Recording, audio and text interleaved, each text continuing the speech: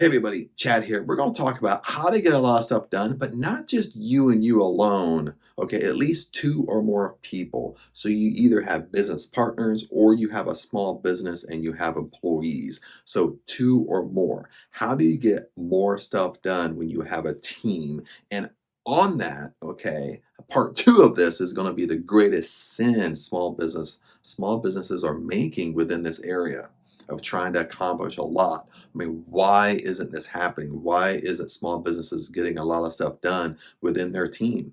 Okay, really what's going on? So what we have to understand here is that back in my day of finance, when I used to be in finance, sales, recruiting, I learned this, hands-on and learning it hands-on with recruiting, probably thousands of people in back in the day. You just learn it hands-on with interviewing people and so forth and so forth. One of the things I've learned, even with two people, listen to this, okay, even back in the day when it was just me and my business partner, there's two of us. But this is what I learned.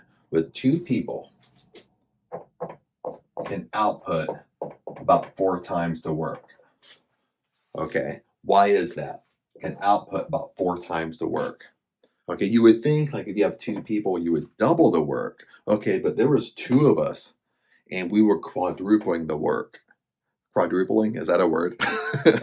But anyway, it's late. But anyway, we're doing four times the work. Okay, how were we accomplishing that much? And then on top of that, when we added a third person, okay, that third person adding to our team, we were doing about eight times, about through nine times the work. Okay, what were we doing? Okay, and maybe we fell across it on accident, but after we started thinking about it, why was this process working? What were we really doing here? Okay, and one of the things what I started noticing is that when it was me, I have a set of my own skills. Okay, and same way for you. Okay, we all have our superpower skills. We all have skills that we're just naturally good at. And on top of that, skills that we're naturally good at, but stuff that we really like to do. So that's what I'm talking about. I might be good at a lot of stuff, but there's two, three top skills that I'm just naturally good at and I love doing. Okay, so those are my skills. Then with my business partner had a totally separate, okay, skill set than my skill set. Okay, so his superpowers, what he was naturally good at, was different from mine. Oh, and that's the key, my friends, is your skills.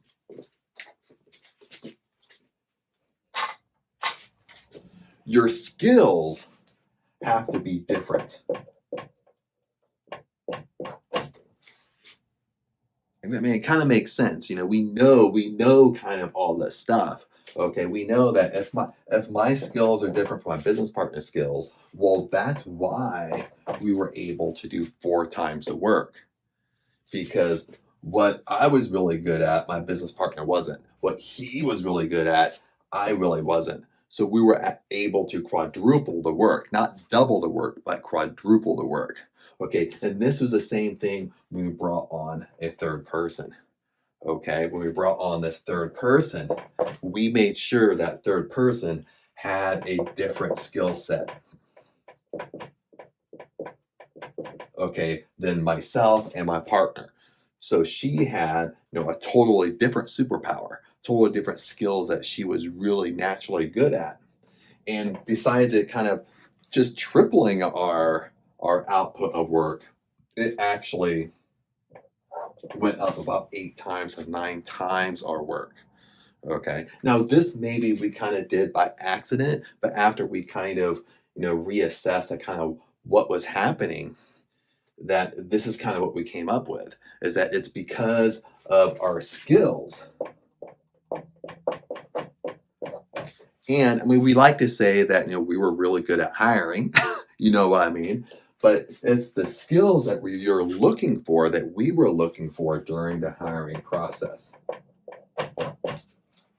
Now, this kind of correlates, this little graph right here really correlates to the biggest sin small businesses make, or one of the biggest sin they make. When I go back into the job market and, as an entrepreneur, as a business owner, as a business guy, and I go back into the employee mentality, that corporate mentality, okay, one of the things I see is when companies hire nowadays, and really the whole time, is what do? They hire someone.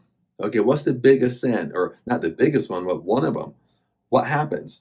You end up hiring somebody just like you. This is one of the biggest sins companies make, small businesses make. They hire someone just like them. Okay? And when you hire someone just like you have to understand, well, if I hire someone just like me, they have the same skill set.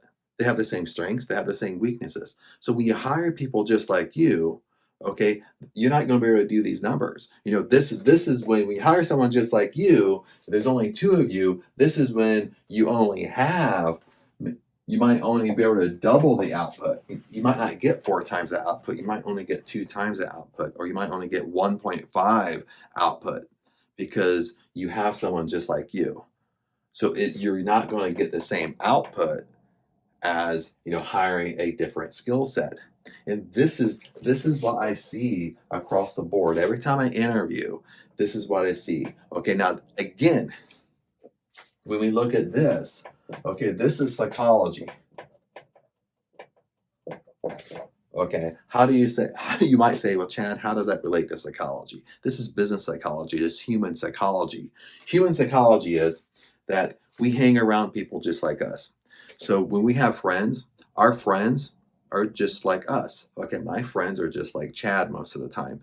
We might have a slight different personality, but they're probably within a 20% of me.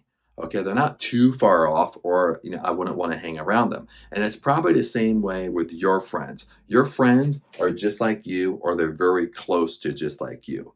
Okay, that's just basic human psychology. We hang around people just like us. Okay, now when we take that human psychology, well, what happens is we take it into the workplace. Okay, then all of a sudden we get promoted at a job, we become a supervisor, a manager, a director. Now all of a sudden we're in charge of interviewing. So what do we think?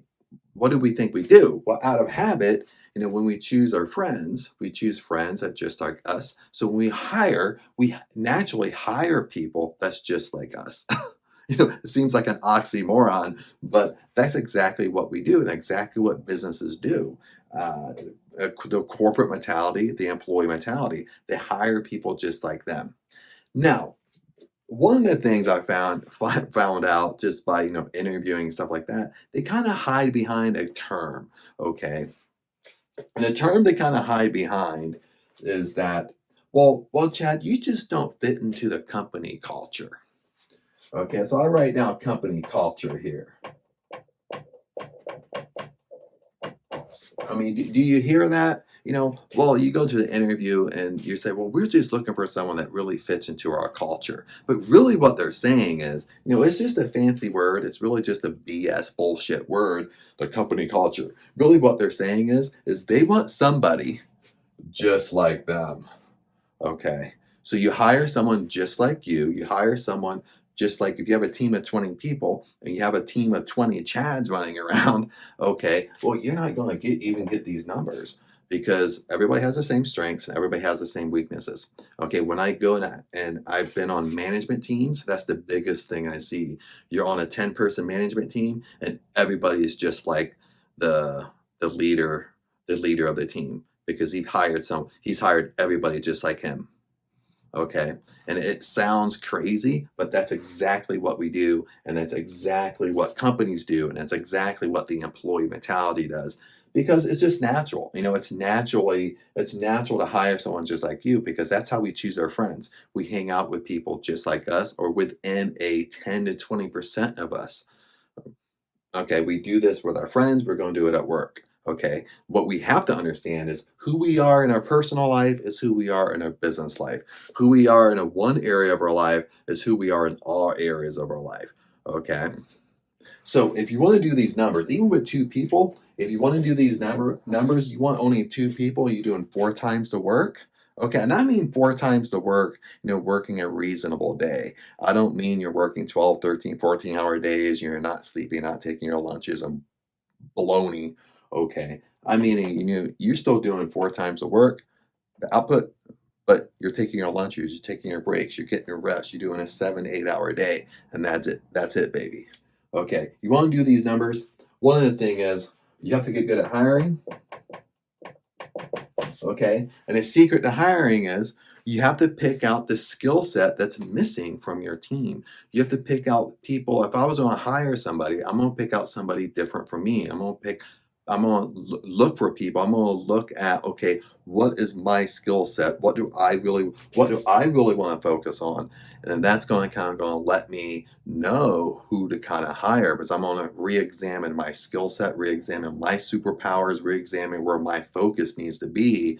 Then that's gonna help me when I hire somebody, or that's gonna help me when I look for business partners and so forth and so forth. Because when you hire, you want to look for skills, of course.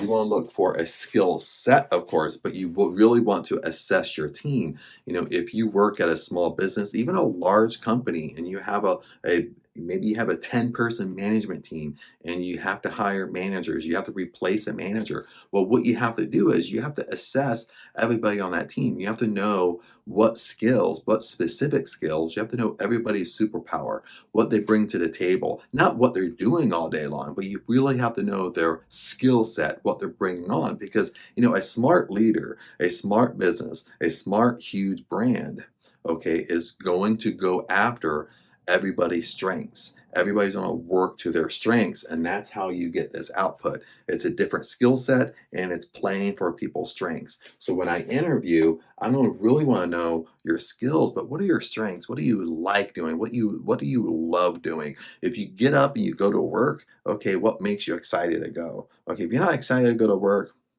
it's usually because you're not working within your skill set. You're not working within your superpower. And once you figure out this, and you bring this into your hiring process, as long as you're in control of it, you're going to start doing amazing numbers, and people's going to start working to their strengths, and you're going to start producing way more beyond what you think you can produce. But other than that, my friends, that's what I want to share with you. I'm probably going to go to bed now, by the way. But anyway, that was my thought. Want to share that nugget with you, and I'll see you at the top.